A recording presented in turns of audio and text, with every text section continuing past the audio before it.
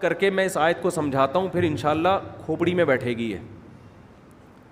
اپنی زندگی سے جو غیر اہم چیزیں ہیں، جو غیر امپورٹنٹ ہیں، اس کو کیا کر دو؟ بولو نا یار، نکال دو. امپورٹنٹ کی ڈیفینیشن کیا ہے، یہ بڑا اہم مسئلہ ہے. ہم نے ایک دفعہ ورک شاپ کروائی نا ٹائم مینجمنٹ کی. اللہ سلیمان احمد صاحب کو جزائے خیر دے، بڑے زبردست آدمی ہیں. یہ امپورٹنٹ کی ڈیفینیشن انہوں نے ہمیں بتائی، اور بہت خاندانی ڈیفینیشن بتائی. حکمت کی بات جہاں سے لو، لے کے آگے پارسل کر دو. تو جو ان کا اسٹائل تھا اسی اسٹائل سے میں بھی پوچھ رہا ہوں. ہم نے پھر ورک شاپ میں نے خود کروائی، تو میں نے اس میں پوچھا کہ امپورٹنٹ کی ڈیفینیشن کیا. ہمیں امپورٹنٹ کام کرنے چاہیے، جو غیر امپورٹنٹ ہیں ان کو زندگی سے نکال دینا چاہیے. اب امپورٹنٹ کی ڈیفینیشن کیا ہے؟ اب ہم جب لوگوں سے پوچھتے ہیں بہت اہم، موسٹ امپورٹنٹ، اس کو امپورٹنٹ کہتے ہیں، ٹھیک ہے نا. بہت اہم کام جو بہت ضروری ہو. ابھی یہ تو ضروری امپورٹنٹ، یہ تو آپ الفاظ بدل رہے ہیں نا. امپورٹنٹ کی ڈیفینیشن یہ ہے کہ آپ کا جو ہدف ہے نا، جو چیز آپ کو اس ہدف میں پہنچانے کا ذریعہ بنے، وہ کام امپورٹنٹ ہے. اور جو اس ہدف تک سے روکنے کا ذریعہ بنے وہ نقصان دہ آپ کے لیے. وہ کیا ہے؟ وہ جو وہاں تک روکنے کا ذریعہ بنے نا، وہ کیا ہے؟ جو اس میں نقصان کا ذریعہ بنے ہدف تک پہنچانے کا، وہ غیر امپورٹنٹ ہے. اب دیکھو، آپ کے پاس ٹائم کم ہے، زندگی محدود ہے، آپ کا ایک ہدف ہے اللہ کی رضا. مسلمان کا اصل ویژن کیا ہوتا ہے؟ اللہ کی رضا، جنت ہے. اس ویژن کو حاصل کرنے کے لیے چھوٹے چھوٹے ویژن بنانے پڑتے ہیں. جنت تک پہنچنے کے بہت سے طریقے ہیں نا.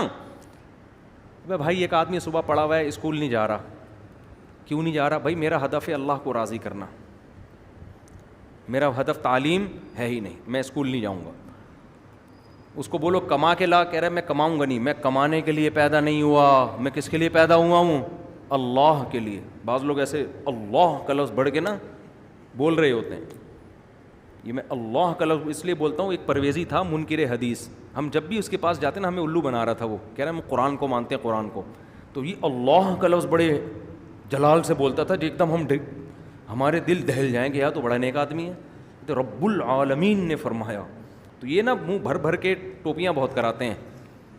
تو خیر، تو اب وہ نہ پوستی آدمی، نہ وہ اسکول جا رہا ہے، نہ وہ کالج جا رہا ہے، نہ وہ ایجوکیشن میں بڑھ رہا ہے آگے، نہ وہ کم بخت بزنس کی طرف توجہ دے رہا ہے. جب اس سے پوچھا جائے، کہہ رہا ہے میرا ہدف بزنس ہے ہی نہیں. لوگ کہتے ہیں بھائی کم بخت تیری شادی کیسے ہوگی جب تو کمائے گا نہیں، کھائے گا نہیں. تو کہہ رہا ہے میرا ہدف شادی نہیں ہے، میرا ہدف ہے اللہ کی رضا. صحیح کہہ رہا ہے غلط کہہ رہا ہے؟ الو بنا رہا ہے. ابے اللہ کی رضا کے لیے تو دنیا میں کچھ کرنا تو پڑے گا نا. یوسف علیہ السلام نے مصر کی وزارت قبول کی، کس کے لیے؟ اللہ کی رضا کے لیے. بادشاہ بن گئے مصر کے، کس کے لیے؟ اللہ کے لیے. تو اللہ کی رضا کے لیے جتنا دنیا میں آپ آگے جا سکتے ہو، کیونکہ جو آدمی دنیا میں جتنے اونچے مقام پہ جاتا ہے اتنی بڑی معاشرے میں وہ تبدیلی لا سکتا ہے. تو آپ نہیں جائیں گے، برے لوگ آگے چلے جائیں گے. تو کمپٹیشن ہے، تو کچھ تو کرنا ہے نا. تو اس کو وہ ایک ہدف بنانا پڑے گا آپ کو. یار میں نے یہ کرنا ہے تاکہ میں اس کے ذریعے کس کو خوش کر سکوں؟ اللہ کو. آپ ڈاکٹر بننے کو ہدف بناتے ہو، یار میں لاکھوں لوگوں کی جان بچا لوں گا، اس سے اللہ تعالیٰ کیا ہو جائے گا؟ خوش ہو جائے گا. کماؤں گا بھی پیسہ. ڈاکٹر کے پریشان ہو جاتے ہیں کہ صرف اللہ کے لیے کریں، پیسے نہ لیں. تو بھائی پیسے بھی لیں آپ، پیسہ کمانا بھی ہدف ہو سکتا ہے، مالدار بننا بھی ہدف ہو سکتا ہے. مالدار بنوں گا اللہ کے لیے. مالداروں کے الگ فضائل حدیث میں، وہ ابھی ٹاپک ادھر چلا گیا تو بات لمبی ہو جائے گی. تو آپ نے ایک ہدف بنایا کہ یہ میرا اصل ہدف ہے، اور الٹیمیٹ ویژن کیا ہے؟ آخرت. تو وہ ہر وہ چیز جو آپ کو اس ہدف تک جانے تک روکے، وہ آپ کے لیے کیا ہے؟ لغو ہے. قرآن کیا کہہ رہا ہے؟ والذین هم عن اللغو، وہ غیر امپورٹنٹ ہے، وہ لغو ہے. قرآن کہہ رہا ہے یہ لغویات سے بچتے ہیں. تبھی ہم نے ڈاکٹروں کو نہیں دیکھا یزید کے پھڈے میں پڑھتے ہوں، MBBS میں ایجوکیشن حاصل کر رہے ہوں، اور کوئی ان کو تقریر سنا، یار تو یزید کا مسئلہ ذرا حل کر کے بتا یار، بنو امیہ کے بارے میں رپورٹ پیش کر. وہ کہے گا بھائی کل میرا پیپر ہے میرے ابا نے مجھے باہر بھیجا ہوا ہے رشیا میں، یونیورسٹی میں پیسے خرچ کیے ہوئے، میں اس میں فیل ہو گیا نا، میں جہنم میں بہرحال چلا جاؤں گا، یزید جائے نہ جائے.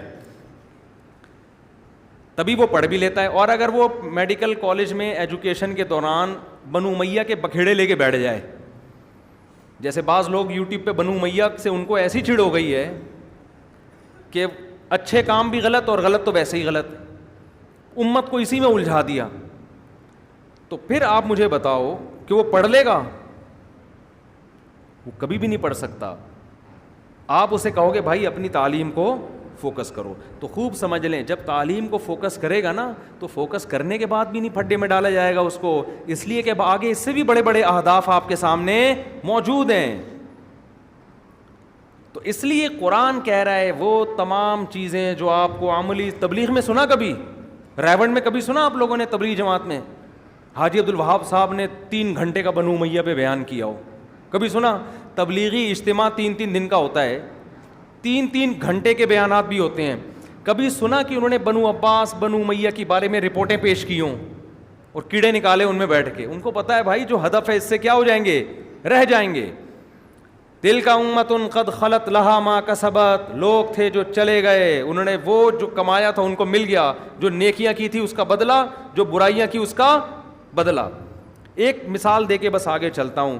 فرعون نے موسیٰ علیہ السلام سے پوچھا, موسیٰ علیہ السلام نے کہا توحید پر ایمان لے کر آ. فرعون نے کہا فما بال القرون الاولیٰ, اے موسیٰ میرے باپ دادے کا کیا ہوگا جو ہمارے گزر گئے, وہ تو سارے مشرک تھے.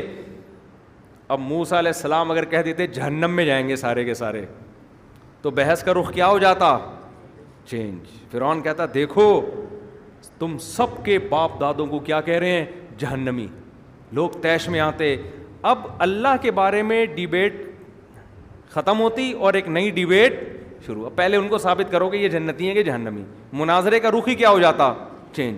موسیٰ علیہ السلام نے دیکھا کہ یہ ایک لغو بات بیچ میں لے کر آ گیا ہے, اگر میں اس کی باتوں میں پڑ گیا نا تو جو اللہ نے مجھے ہدف دے کے بھیجا ہے اس ہدف سے میں پیچھے رہ جاؤں گا. حضرت موسیٰ نے کیا جواب دیا؟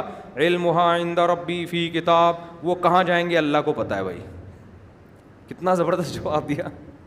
علمھا عند ربی فی کتاب, اللہ نے کے پاس کتاب میں سب کے نام ایڈریس لکھے ہوئے ہیں, کس کس نے کہاں جانا ہے.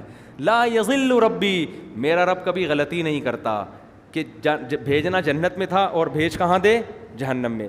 جان کر بھی ایسی غلطی نہیں کرتا. ولا ینسا, اور بھولتا بھی نہیں ہے کہ بھیجنا جنت الفردوس میں تھا, بھولے سے کہاں بھیج دیا, جہنم میں. تو اے فرعون اللہ کو پتہ ہے کون کہاں جائے گا. الذی جعل لکم الارض مہدا, میں اس خدا کی دعوت دے رہا ہوں جس نے زمین کو تمہارے لیے بچھونا بنایا. دیکھو حضرت موسیٰ نے بات کیسے پلٹ دی کہ نہیں پلٹ دی, اور پھر اللہ کی بڑائی بیان کرنا شروع کر دی. اس لیے کہ فرعون کو سب سے زیادہ تکلیف یہ ہو رہی تھی کہ میرے محل میں میرے علاوہ کسی اور کی کبریائی کیوں بیان ہو رہی ہے. اور موسیٰ علیہ السلام کو جو مشن دیا گیا تھا وہ یہ کہ آپ نے فرعون کے محل میں وہ کام کرنا ہے جو آج تک کسی نے نہیں کیا. وہ کام کیا ہے؟ اس کے محل میں, اس کے سامنے, اس کے درباریوں کی موجودگی میں خدا کا انٹروڈکشن کروانا ہے. آپ کے پاس ٹائم کم ہے, جتنا اللہ کی حمد و ثنا کر سکتے ہیں آپ وہ حمد و ثنا کریں. تبھی تو فرعون جوش میں آ کے کہنے لگا ان رسولکم الذی ارسل الیکم لمجنون. لوگوں تمہیں جس کو اللہ نے پیغمبر بنا کے بھیجا ہے نا وہ دیوانے ہیں معاذ اللہ. میں پوچھتا کیا ہوں, جواب کیا دیتے ہیں یہ, صحیح ہے نا. میں پوچھتا کچھ اور ہوں اور جواب کچھ اور دیتے ہیں. تو دیوانے نہیں تھے, بڑے عقل مند تھے. انہیں پتا تھا اس کے سوالات کے جواب دینے پر آ گیا تو میں اپنے ہدف سے دور رہ جاؤں گا. تو یوٹیوب پہ جو بھی اٹھ کے مکھنچو چیلنج کر دے نا اور آپ جا کے اس کے جوابوں میں لگے ہوئے ہو, ہر فضول سے فضول آدمی کو لفٹ کرا رہے ہو اور آپ ہر اس کے لوگ آ رہے ہوتے ہیں اس کا جواب دو, اس کا جواب دو. میں نے کہا اعتراضات دنیا میں قیامت تک کبھی بھی ختم نہیں ہوں گے, تو ہوتے رہیں گے. آپ اپنے ہدف کو فوکس کرو. آپ کا ہدف